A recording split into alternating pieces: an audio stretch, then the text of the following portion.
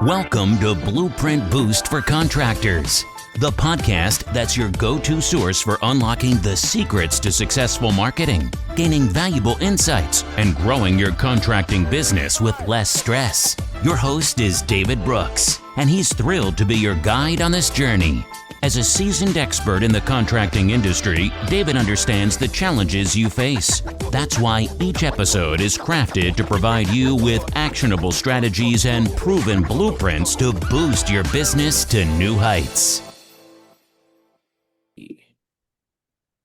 Hello, everyone. Welcome to another episode of the podcast. I'm your host, David Brooks. We do have a guest with us for this episode, and I'll allow her to introduce herself. Hi, everyone. My name is Charity Tovar. I own Charity's Plumbing Solutions. We are a residential and light commercial plumbing company here in Arizona. All right. Welcome to the podcast. We're so happy to have you. Thanks for having me. You're welcome. So can you share a little bit about your journey and how you got into the plumbing trade and what's it like being a woman in the industry that's traditionally dominated by men? So as a homeowner myself, I've owned 6 new build homes in the last 20 years, and I saw the deterioration of craftsmanship between my first home that I had built when I was 19 versus the current home I live in that was completed 3 years ago. Never in my life did I close on a house that had a list of 20 things that had to be repaired. And I'm like, what's going on in this housing space here in Arizona? And really I found out it's the new norm after COVID that people are closing on homes with a laundry list of things that aren't functional in their house. Some of them small, some of them large. Myself, my 8-burner stove didn't have proper ventilation, and it took 3 months for them to fix it. But then there was the other aspect of people coming into my home. It was a hot mess. People showing up to my house, knocking and leaving and saying, "Oh yeah, she wasn't home." No. And other people showing up and leaving my house dirty, and there was really no customer centric services. And I was like, this is ridiculous if this is what people have to put up with. And I started doing some research, and I found myself in a crossroads of my prior industry. They actually terminated my whole department. I was in corporate, and I saw it as an opportunity to close one door and open another door and give back to trades, and specifically plumbing, the dignity that it should have. Because what has happened in the last 5 years, all the way back to 20 years, it's just ridiculous. And I said, you know what? If this is the best people are getting, oh, I can do this a lot better. So I decided to start Charity's Plumbing Solutions 29 months ago. And we specialize in quality craftsmanship, premium products, but also bringing in the homeowner education that this generation doesn't have, that isn't being passed on how to maintain and keep your home top notch so that you can save money. So that's kind of my why. Another aspect of it was my passion is working with youth. I've been a youth counselor for over a decade. I really got into working with my older children's friends from school and everything. And I found a way to bridge or combine my passion of working with youth and my business and really talk about trade. Me being a minority woman, a woman in trade, being out in the schools telling these students, you have options. You can have college and trade. And trade and the value of working with your hands there's nothing shameful about that, because there's a big problem. It's a crisis. It's going to turn into a crisis with the fact that we don't have enough skilled tradesmen in plumbing, HVAC, or electrical right now, and it's going to get worse. So I took my passion of working with students and bridged it with my business to go, hey, let's talk about trade. Let's talk about women in trade. Let's talk about you can have both college and trade and bring back the dignity that this industry needs that has been stripped in the last 20, 30 years. I love that. I love that background and that pivot and where you started at is not where you're at today. That's amazing. Well, we need more people talking about it. We do, we do. And on that journey and that road of where you're currently at, what unique challenges or opportunities have you experienced as a woman in plumbing? Well, I can say that people are embracing the women in plumbing. Okay. They're so curious when they see my face on the side of a truck, like, there's a woman there. Okay. My slogan is need a plumber. I know a guy, and the guy is slashed out. The word guy is slashed out, and then it says gal. So now you got a gal because everybody's got a guy, right? Yeah. Everybody's got a guy. So now you got a gal. Everybody loves it. People are really excited about that. What the bigger challenges that I have, honestly, are the lack of knowledge that homeowners have. We have seen in the last 20 years more DIYs coming out of, with social media. People can show you how to do a 5 hour long project with no showing you of tools, but I did it, I finished it, and people are trying that. But then also, we have this society that's so into instant gratification, and people have lost the understanding or just never had the understanding that plumbing is a long game. I'm coming into your home to make a repair that the prior fixture may have been there for 15 or 20 years, or whatever it is, and it's now failed. And so the cost of plumbing and making that repair, the expectation is that it's supposed to last you another 10 or 15 years, respectively, depending on what state you're in, your water quality. There are factors that change that, especially maintenance. But, you know, people will spend $3 on average a day on a cup of coffee from their favorite uh, coffee spot. But when I come in to do a one-time repair that that's supposed to last them 10 years, they're like, "Oh, you're insane." And I'm like, "I'm sorry, your expectations are wrong. You don't understand. Like, I'm not coming back next year to fix this, and I shouldn't come back the next year or the next year.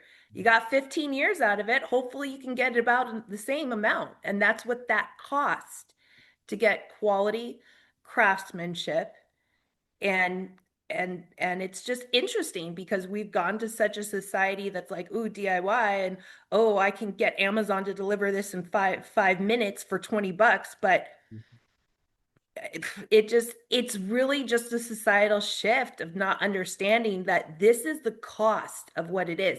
But it's really interesting that, remember when Honda Civics cost 100 like $13,000? Hmm. Nobody has a problem paying 24 for it now. Hmm. But I come in with a water heater and they're like, "Oh, I paid this in 2009." Hmm. Okay, it's not 2009. Yeah. And you pay more for your homeowner's insurance, you pay more for your car insurance, you pay more for gas, you pay more for clothes, you pay for more for your hair products, you pay more for your nails, your skincare products. Everything raised. But for some reason, people think that home services are still something from like 2005. It's a constant battle to get people into the proper understanding, like, yeah, those costs raise too. But it comes back to the fact that they don't even know what the maintenance or the requirements are to maintain their home from the get-go is, you know? So I think that just that right now, it's society's expectations of what home services should cost, and the reality that they don't understand that it's not. They're just not weighing it out. They're not going, yeah, I spend $3 a day on coffee, which equals a couple $1,000s a year. And oh, me getting a one-time fix on my house should last me 10, and that could cost about the same. They're just not putting those two together. So That's the bigger challenge. Yeah. And it's an uphill battle being able to adjust that mindset. So with that being said, and just hearing what you just relayed to us, how does that change their interaction between a homeowner and a trade professional today? Oh, it's a lot of education. Mhm. It's a lot of education, but every everything has a level of quality. Everything. Okay. From cars to clothing to even plumbing services, there's a level of quality. And there's two kinds of people out there. Either you're shopping up or you're shopping down. Mhm. Okay. Either you want quality or you want price. And last time I checked, and unfortunately in today's age, because of the lack of really experienced tool knowledge tradesmen out there, price, high quality is not the lowest price. It's not. So we have a couple of things going on with that. Is that we have to educate people and bring them up to speed. And sometimes just talking about the coffee or talking about gas or talking about something that's relatable to them, to go, oh yeah, you know what, I don't buy my lipstick at the dollar store because I don't trust the ingredients. Yeah, that's probably why I don't want to buy the cheapest this or that. Okay, that makes sense, Charity. Putting it into perspective that they understand, then they get why they should go for quality. But it's really, when you got the DIYers come in, I could have done that. I could have done that. It's really hard for them to accept the value of your experience with a number. Mhm. So I try to do as much education and put that on social media, bringing out awareness. I'm about to start a series called Plumber's Math and talk about those things, like, because people, again, one, they didn't get the knowledge when they bought their house, or they've just forgotten it because the last plumbing the repair they needed was 20 years ago. Mhm. I love Education. education is the key of being able to address some of those situations that are going to arise. And like you said, you have the people that believe that, hey, look, I can do it myself and get the items shipped to me really quickly, and I could attempt to watch a video to uh, go and repair that, but it could wind up being a disaster and do yourself more harm than good. And when we think about the business aspect of plumbing, it's often, a long game in business. But can you explain, what the long game means and how it contrasts with the current culture of quick gratification? Yeah. So part of it is coming back to society stripping the dignity out of trades. Construction, workshop, things of that nature were taken out of schools decades ago, Mhm. right? And the schools that I know who have them are not properly funded, I would say, in my experience, definitely not properly funded, because they're having a hard time even getting qualified teachers to be over that division in the school, in the high school. But taking that out brought to basically kind of brought that down. Um, but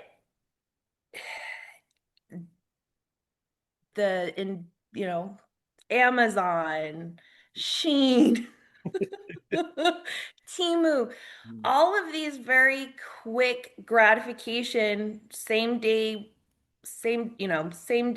ship and receive, whatever.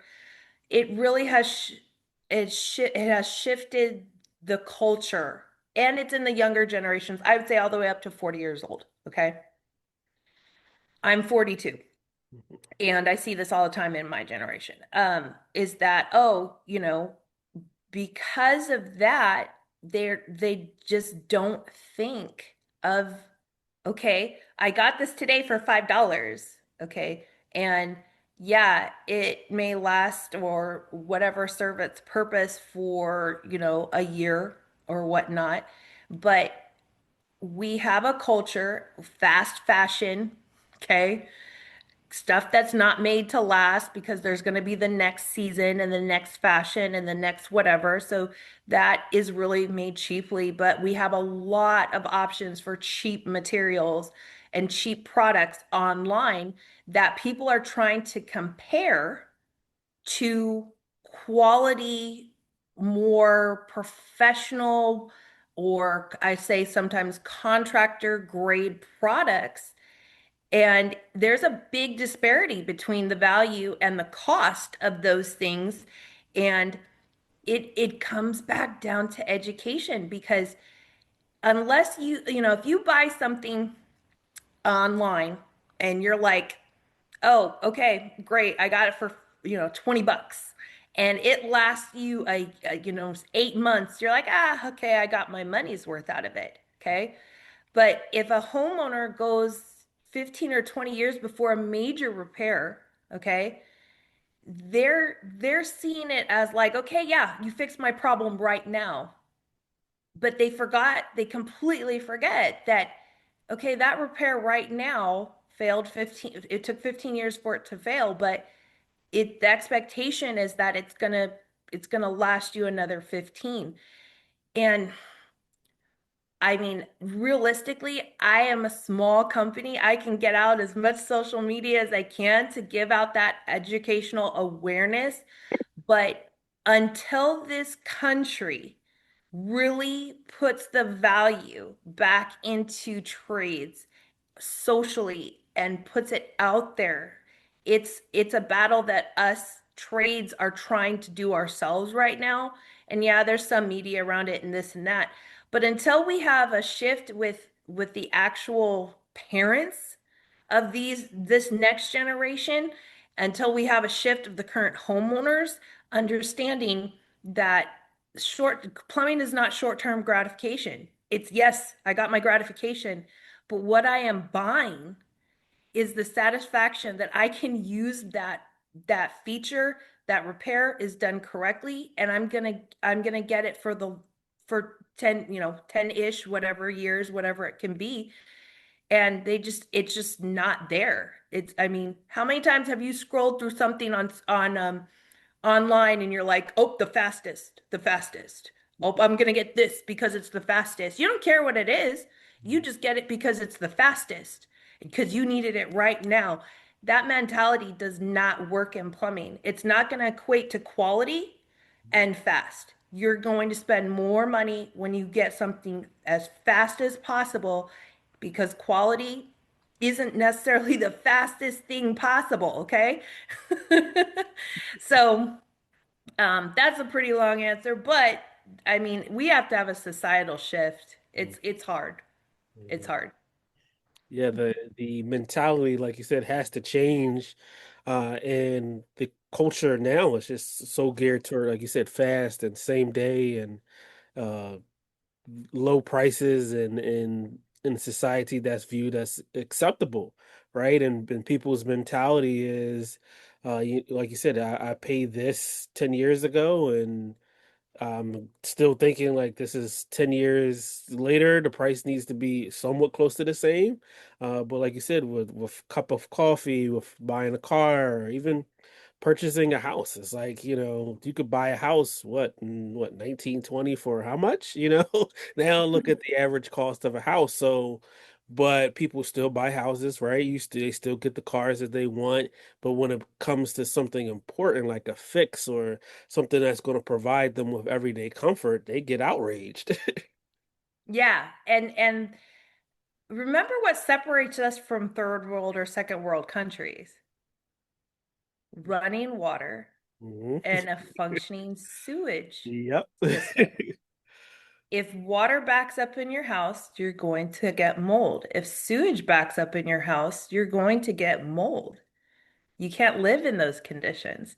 And I think, we don't think about that.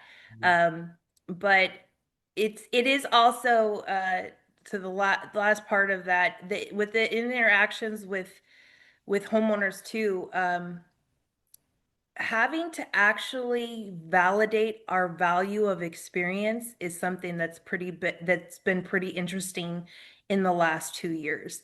Um, People are not seeing that a person with 20 years experience, same as a doctor, okay, who knows how to use all the tools, that knows how to apply code and how to properly understand siphonage, pressure, apply science and math, is worth nothing.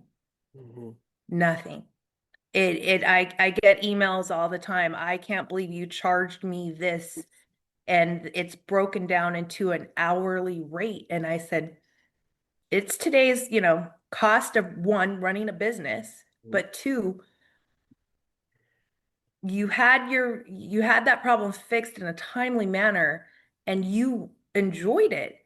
And but you were also comfortable with the level of experience Mhm. of that technician that came out.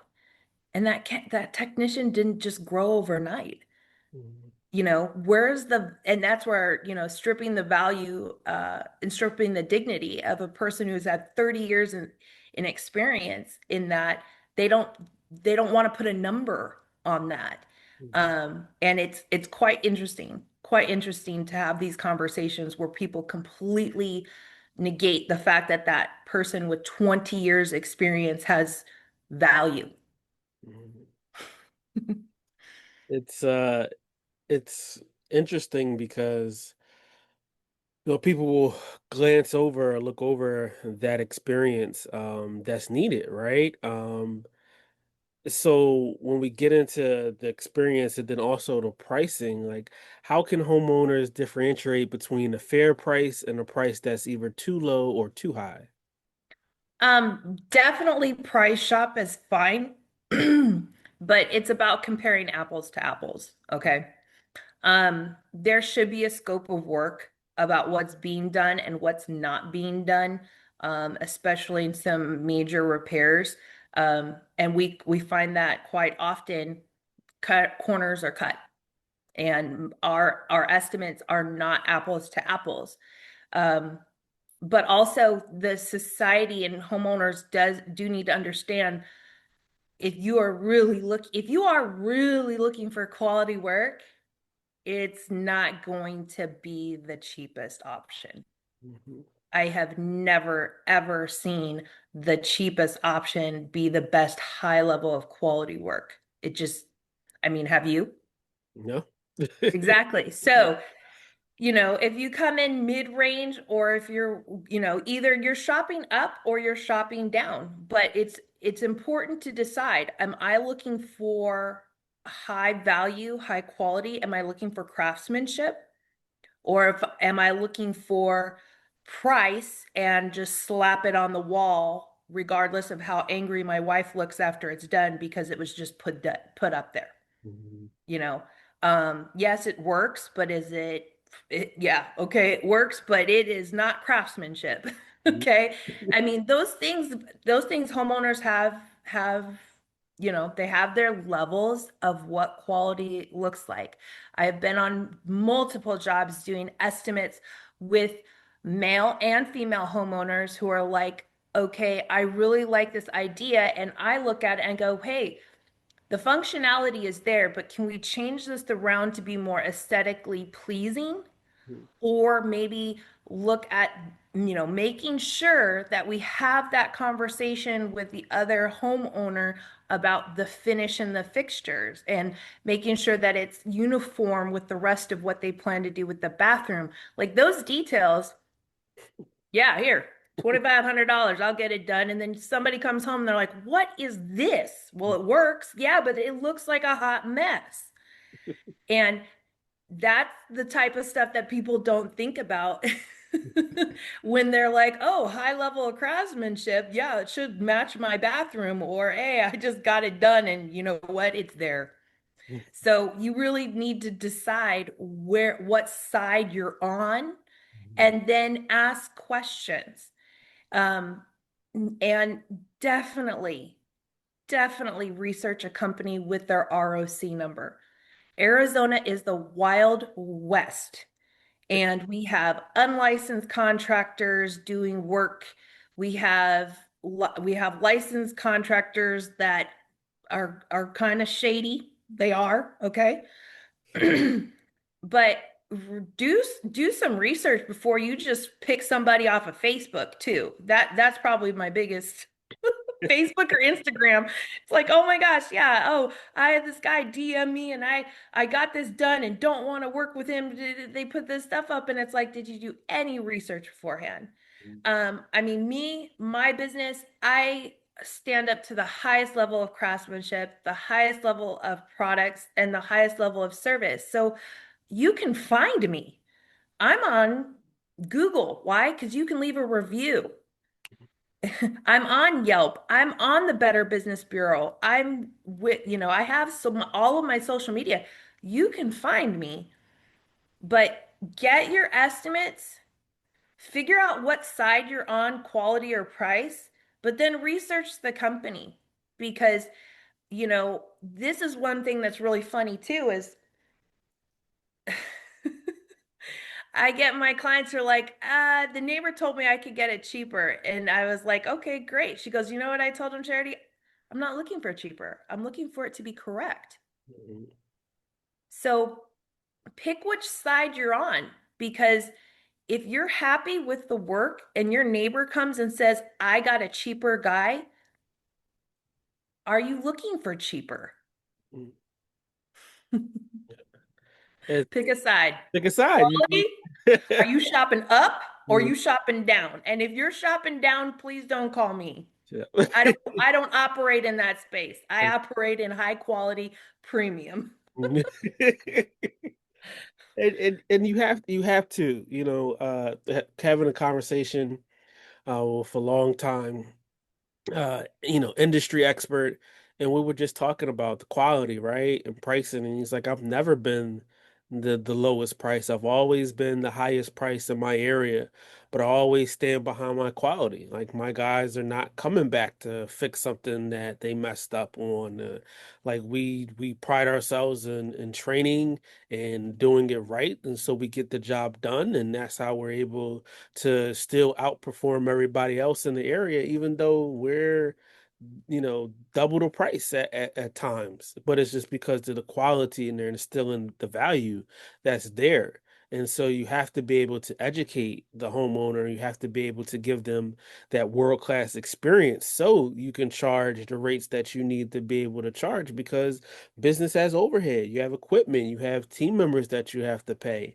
And so you need to be able to think about all those things before you undercut yourself on the price and you realize you're doing a job and you're losing money from it. True. I can't say, I mean, that's the best thing everything you just said, I agree with. Now, getting a homeowner to agree with that. And Hmm. that's where it comes down to the varying level of quality. Okay. A, a person may go to Lamborghini because their intention is to buy a Lamborghini, but they don't walk into Lamborghini asking for a Honda price. Hmm. Okay.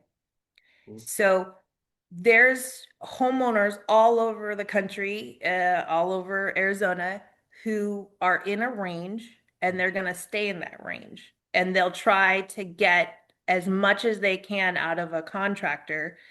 But like you said, if I invest in training, which I have, we've been out of state multiple times to go to training. If I invest in great community, I'm sorry, communication processes, which are called CRMs, where you can easily keep that communication open between the office and the client. If you're investing on building a brand, not a business, but a brand that has value and is synonymous for quality, that takes money and that is built into the price, yes. Um, but the clientele who value that The clientele who like to see my truck pull up and the guy come out with a name on his shirt, not just a patch that has technician 123, but there's an embroidered name, and that person come in and start asking you questions so that they can diagnose it correctly and ask you more questions about how you want it to be done, if there's any specific issues or other things that may affect the long-term uh, placement or whatever. Okay. People want that, and some people don't care. Mhm. So it comes down to, where do you stand as a homeowner? Yeah. Because you can ask a homeowner, do you want this done right? Everybody's going to say yes. Mhm. Everyone's going to say yes. Okay, well, I could do it subpar for that price. Who's gonna hire that person, right? Who's Yeah. gonna hire that person? Um, but still, it's gonna come down to that company also making sure that they're advertising in that market, you Mhm. know. There's, as a business owner, a newer business owner, I learned in the first year that my level of quality, my craftsmanship, my brand, I'm not just a business, I'm a brand. Charities Plumbing Solutions is synonymous for quality, customer-centric services, and craftsmanship and community engagement. And when people are like, oh, customer-centric services, I haven't seen that in a long time. They know exactly what they're looking for. Mhm. But there's some people are like, oh, your truck is branded, your truck is wrapped, you're expensive. Mhm. And they know right out the gate they're not going to call me. Mhm. So so it just depends. It Yeah. just depends. Yeah. Now, speaking of that, do you have any stories where shopping down ended up costing the homeowner more and they said, Charity, we need you to fix it? Yeah. Yeah. um Recently we had a longtime client, and I'm saying long time like 2 years, okay? Um, they had seen us replace the cartridges in their showers. Okay. We came out to replace the cartridges in their showers. So they thought on the third shower, they could do it themselves without the tool knowledge, the ness and experience of how to use those tools with the torque and the rip the valve right out the shower. Mhm. Okay. Out of the wall. Like, you have your hot and cold coming in, boom, that copper was done. Mhm. Okay. Because they were trying to get the cartridge out themselves. This is about a 15-year-old cartridge. So they're like, oh, I've seen them do it. They went to do it. That's thousands of dollars, Mhm. because depending on where your shower valve is, I'm sorry, they busted the shower valve trying to get the cartridge out. Okay. So the valve is the most important thing in the wall. Um, so depending on where that valve is, that could be very expensive. This valve happened to be the back of the valve happened to be on the wall when you're walking up the stairs. Mhm. Okay, so when you're walking up your stairs, you turn around and there's that blank drywall. Well, Mhm. that was the other side of the valve. Okay, so you have two options at that point, bro. Mhm. We're cutting a bigger hole in your panel, or you might have tile so that we can go front face to get it out and make that repair. Or we're getting scaffolding and we're going up that stairs and taking out drywall from the behind and putting it back in. But either way, it was a lot more expensive for him if he just asked us to come out and fix and take out that cartridge. And and yes, the conversation started, Charity, I messed up. And because I mean, I almost 90% of my clients, they know how to get a hold of me and they're like, Charity, I messed up. I need you to come and fix this. And they're okay with it. They're okay with it because they knew at that point they should have just called. But that's the DIY stuff. There's a couple things I mentioned in that story. One, knowledge base of tools. Knowing when to stop, knowing and understanding what's happening to the copper at this point, or the connections, or however they could have built that house, if it was copper soldered or if there's PEX or whatnot. Understanding the material and how it bends and how it flexes and when it can't and when it's done. Because if you don't have that knowledge base of the materials, you don't have the knowledge base of the tools you're using, those are where DIYers get in trouble. But then they also don't think of the consequence. Like this homeowner did not think, okay, how does it now have to be repaired? And what are the options? And now these options the two options just to get access are going to cost more than if I had just called the plumber to fix it in the first place. But they're not thinking of those repercussions. They're not. They're thinking, I can save money. I can save money. I can save money. I'm going to save money. I'm going to save money. I had another client who decided to buy a product offline, and they were not aware that specific tech piece that was going into their tankless water heater was actually not a factory OEM piece. Okay, so it wasn't an original. Because people don't know that there's plenty of people online selling stuff that's not the OEM products. And in a tankless water heater, it's best to have OEM products. Okay, so they're getting that $20 piece, which if I got it from the manufacturer is really $60. Okay, go put it in, fry it. The piece fried. Okay. Have you ever had a really cheap cell phone charging cord? Okay. Think of it that way.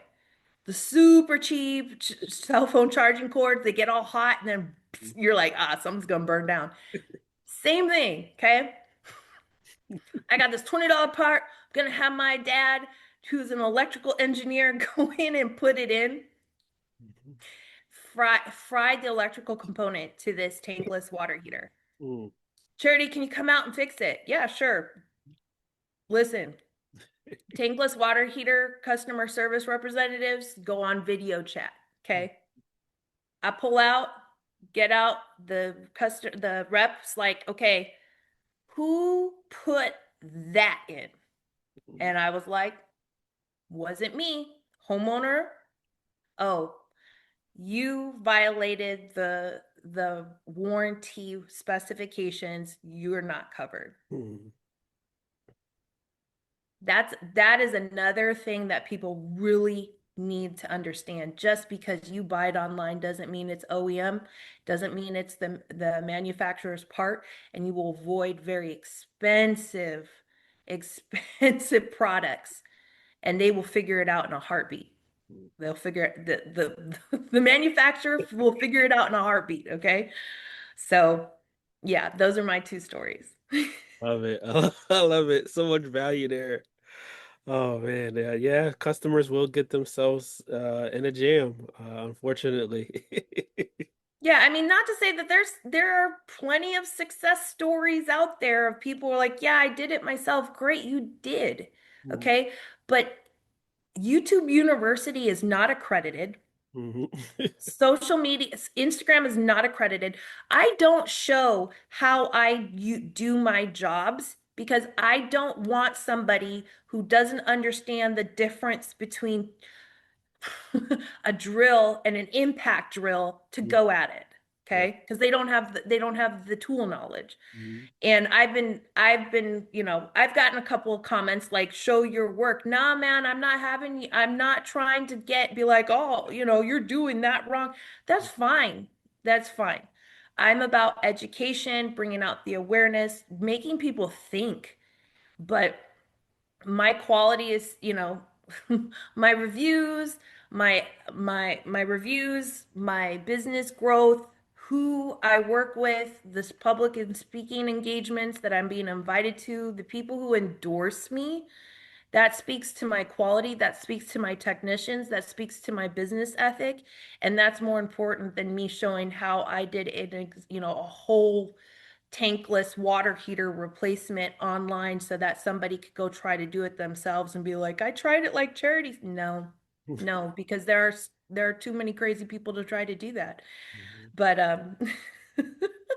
just remember, they're not accredited, you guys. And that's great that some people got that done. But if you don't cut your own hair, you don't color your own hair, if you don't give your car an oil change, then why the heck do you think you're going to go out and replace a shower valve for the first time successfully on your own? Yeah. Oh, because this person on social media said, oh, it's that easy. It's that easy. Know your limitations. Because if you don't know your limitations and aren't honest with yourself, you will pay 2 to 3 times more for me to fix it. Well said. Well, Charity, this has been great. We appreciate all of these valuable gems and information. Where can everybody find you at? You can find me on Google, Charity's Plumbing Solutions. Look for my face. I'm in the pictures, but also we're on Facebook, Charity's Plumbing Solutions, Instagram, Charity's Plumbing Solutions, Better Business Bureau, Charity's Plumbing Solutions, TikTok and YouTube. So yeah, there's some great educational stuff. A little plug, I started a series called What's in Your Water Heater, where I take my clients' water heaters and I cut them in half and show you the gloriousness of what's in Arizona's water, because it accumulates at the bottom of your water heater, and really gives you the education on why you want to maintenance your water heater. And it's pretty gross. I love it. That's great. That's great. That's really good avenues, really good, insightful, educational information. Everyone be sure to check that out. What's in Your Water Heater Wednesdays on YouTube. Perfect. Perfect. We'll have to put that in the show notes. Well, Charity, thanks again. We have to have you back on. We appreciate everybody for listening. Make sure you tune into the next episode. Till next time. Next time. Thank you for tuning in to another episode of Blueprint Boost for Contractors. We hope you found today's insights and strategies valuable for your contracting business. If you enjoyed the episode, don't forget to hit that subscribe button and please leave us a review. Your feedback helps us bring content that truly matters.